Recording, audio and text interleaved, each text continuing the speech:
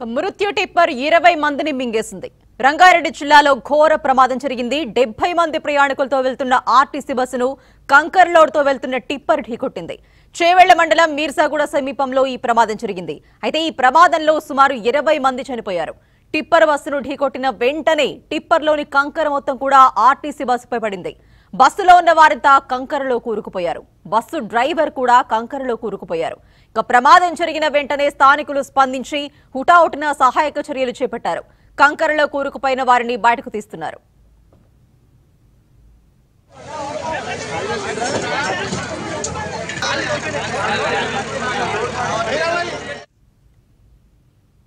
ఇక ఘటనకు సంబంధించి మరిన్ని వివరాలు ఘటనా స్థలం నుంచి లైవ్ ద్వారా మాకు క్రైమ్ కరెస్పాండెంట్ దుర్గేష్ అందిస్తారు.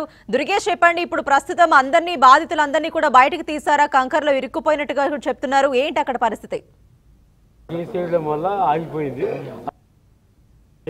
ఉదయం జరిగినటువంటి రోడ్డు ప్రమాదంలో 20 మంది మృత్యువాత పడ్డ పరిస్థితి. ఒక డ్రైవర్ల నిర్లక్ష్యం వలన అమాయక ప్రజలు ఎవరైతే ప్రయాణికులను చనిపోయినటువంటి పరిస్థితి. ఇప్పటికి ప్రస్తుతానికైతే మార్చిలో మనం ఉన్న మార్చి దగ్గర 20 మంది మృతదేహాలకు సంబంధించినటువంటి కూడా మొత్తం మీద ఆరాధిస్తున్న పరిస్థితి. వాళ్ళు ఎక్కడెక్కడ నుంచి వస్తున్నారు, ఎటు వెళ్తున్నారు, వాళ్ళకు కుటుంబ సభ్యులు ఎక్కడ ఉన్నారు అనేది కూడా సమాచారం సేకరించి వాళ్ళకు పంపించిన ప్రయత్నం కూడా అని చెప్పి దాంట్లో గాయపడ్డటువంటి వాడు 17 మందికి పైగానే ఉన్నటువంటి వాళ్ళందరినీ కూడా ఊటా స్థానిక హాస్పిటల్ నుంచి హైదరాబాద్కు మెరుగైన వైద్యం కోసం అందిస్తున్నామని చెప్పేసి అధికారులు కూడా చెప్తున్నటువంటి పరిస్థితి. ఇక్కడ ప్రస్తుతానికైతే ఇక్కడ ఘటన స్థలం నుంచి కూడా ఇక్కడ పూర్తి సమాచారం సేకరించడానికి కూడా స్థానిక ఎమ్మెల్యే కాళే యాదయ్య కూడా వచ్చినటువంటి పరిస్థితి. ఒకసారి తనతో మాట్లాడే ప్రయత్నం కూడా లేదు. ఎందుకంటే ఆల్రెడీ ఇప్పుడు ఆ రోడ్ ఏదైతే ఉన్నదో అప్ప జంక్షన్ నుంచి మొత్తం మన్నెగూడ చౌరస్తా వరకు ఉన్నటువంటి రోడ్ ఏదైతే ఉన్నదో అది మొత్తం డబుల్ రోడ్ లేకపోవడంతో సింగిల్ వే ఉండడంతోనే ప్రమాదములు కూడా అనేకంగా జరుగుతున్నటువంటి పరిస్థితి. తరచుగా ఇదే రోడ్ల గతంలో కూడా కూరగాయలు అమ్ముకున్నటువంటి వ్యక్తుల మీద కూడా దూసుకుపోయినటువంటి నేపథ్యం కూడా 5-6 మంది కూడా చనిపోయినటువంటి పరిస్థితి గతంలో చూసాము. అండ్ ఈ రోజు కూడా చూసాము. అంటే ఇక్కడ రోడ్డు సింగిల్ ఉండడంతోనే ఈ యొక్క రోడ్డు డబుల్ వే ఏదైతే ఎక్స్ప్రెస్ వే కాకపోవడంతోనే చాలా ఇబ్బందులు గురవుతున్నాయని కూడా స్థానిక ఎమ్మెల్యే కూడా చెప్పినటువంటి పరిస్థితి. ఇప్పుడు ఈ ప్రమాదం జరగడానికి కారణం ఏంటంటే రోడ్డు చిన్నగా ఉండడం కూడా మాట్లాడబడింది. మా స్థానిక ఎమ్మెల్యే మాట సార్, ఇప్పుడు రోడ్డు ప్రమాదం జరిగింది కదా, ఇప్పుడు ఎంతమంది చనిపోయినట్టు కూడా మీరు చెప్పారు? 19-20 మంది చెప్తున్నారు. 72 మంది ప్యాసింజర్లు ఉన్నారు. మిగతా వాళ్ళంతా వివిధ హాస్పిటల్ మహేందర్ రెడ్డి హలో అన్నా.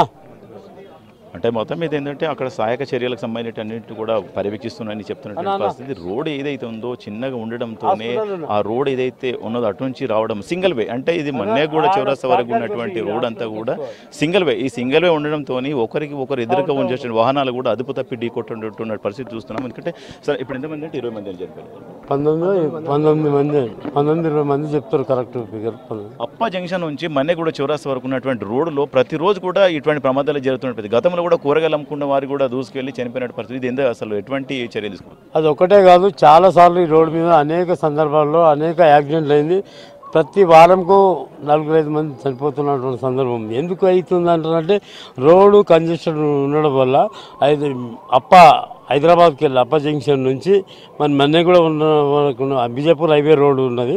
బీజాపూర్కి వెళ్ళి మన్నెగూడ దాకా రోడ్ అయిపోయింది. మన్నెగూడ నుంచి అప్ప దాకా ఉన్నటువంటి రోడ్డు దీనికి పర్యావరణ ప్రేమికులు ఎవరైతే ఎన్జిటీలో కేసు వేసారో దాంతో 6-7 సంవత్సరాల నుంచి ప్రజలు తీవ్ర ఇబ్బందులు పడుతున్నారు. ఎన్నో విధాలుగా నరకం అనుభవిస్తున్నటువంటి సందర్భం. వీకెండ్స్లో అయితే బంపర్ టు బంపర్ ఉంటుంది మొత్తం. ఈ రోడ్డు మీద రానికి చాలామంది భయపడతారు. కానీ ఈ రోడ్లు ఎందుకు కాలేదంటే ప్రభుత్వం మంజూరు ఇచ్చినప్పటికి కూడా మరి అన్ని సదుపాయాలు కూడా కాంట్రాక్టర్ పని చేయడానికి ఏర్పాటు చేసుకున్నప్పటికీ కూడా అక్కడ ఉన్నటువంటి ఎన్జిటీల కేసు ఉండడం వల్ల ఆగిపోయింది. అనేక సందర్భాల్లో అనేక సమావేశాల్లో ఆ ఎన్జిటీలో ఎవరైతే కేసు చేసినారో ఆ ఎన్జిఓలందరితో కూడా మాట్లాడడం జరిగింది. ఎన్నో విధాలుగా వాళ్ళని మెప్పించి మొన్ననే కేసు కూడా విత్డ్రా అయిపోయింది. పని కూడా స్టార్ట్ అయింది. దానికి 2 రోజులు అయింది పని స్టార్ట్ అయింది. మరి ఈ సంఘటనకు తీవ్ర దిగ్భ్రాంతి చెందుతున్నాం. ఎందుకంటే ఇలాంటి సంఘటన జరగద్దు. ఈ రోడ్డు కాకపోవడం వల్లనే యాక్సిడెంట్ అయింది. రోడ్ మంచిగా అయిపోయిందంటే యాక్సిడెంట్ కాకుండా. అంటే ఇదే కాదండి, ఇప్పుడు ఈ చేవల్ల రోడ్ అంటేనే ప్రతి ఒక్కరు కూడా భయపడవలసిన పరిస్థితి ఏర్పడింది. అంటే రోడ్ అంతా చిన్నగా ఉన్నటువంటి ఇవన్నీ జరుగుతున్నాయి కదా. ఎన్జిటీలో కేసు చేయడం వల్ల ఎవరైతే పర్యావరణ పరిరక్షకులు ఎవరైతే ఉన్నారో వాళ్ళు ఎన్జిటీలో కేసు వేసిండ్రు. మీరు కూడా చెప్పాలి వాళ్ళకు. ఎన్నో సందర్భాల్లో ఎన్నో మానవతా దృక్పథంతో ఎంతోమంది మానవ పోతున్నాయి. మరి వీళ్ళ ఈ ప్రజల జీవులు తెచ్చేయలేము కదా. మరి ఎన్జిటీల కేసు ఉండడం వల్ల గవర్నమెంట్ తప్పు కాదు, గవర్నమెంట్ రోడ్ శాంక్షన్ అయిపోయింది. 5 ఏళ్ళు అవుతుంది, 5-6 సంవత్సరాలు రోడ్ శాంక్షన్ అయ్యి 5-6 సంవత్సరాలు అవుతుంది. మరి రోడ్డు కాకపోవడం వల్ల ఎన్జిటీల కేసు ఉండడం వల్ల రోడ్డు కాలేదు, దాంతో యాక్సిడెంట్ అయింది. మొన్ననే అది కూడా వాళ్ళతో ఒప్పించి ఎన్నిక సందర్భాలు వాళ్ళతో మాట్లాడిన తర్వాత రోడ్డు కూడా ఆ కేసును కూడా విత్డ్రా చేసి రోడ్డు కూడా శాంక్షన్ చేస్తున్నారు. గాయపడ్డ వారి పరిస్థితి ఎట్లా ఉంది సార్? వాళ్ళందరినీ ఎక్కడెక్కడ ట్రీట్మెంట్ అందిస్తున్నారు? వివిధ hospital government hospital, Mahender Reddy hospital, వికారాబాద్లో ఉన్నారు. వాళ్ళకు వివిధ హాస్పిటల్ ఉన్న క్షతగాత్రులందరినీ కూడా కార్పొరేట్ స్థాయిలో ప్రభుత్వం మెరుగైన వైద్య సదుపాయాలు అందించడానికి ప్రభుత్వం సిద్ధంగా ఉంది. దాంట్లో ఎలాంటి అనుమానం లేదు, ప్రభుత్వం ఆదుకోవడానికి సిద్ధంగా ఉంది. ఈ మృతులంతా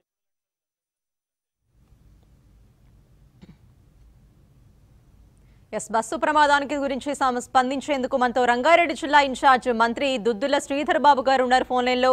సార్ నమస్తే సార్. నమస్కారం సార్, అసలు ఈ ప్రమాదానికి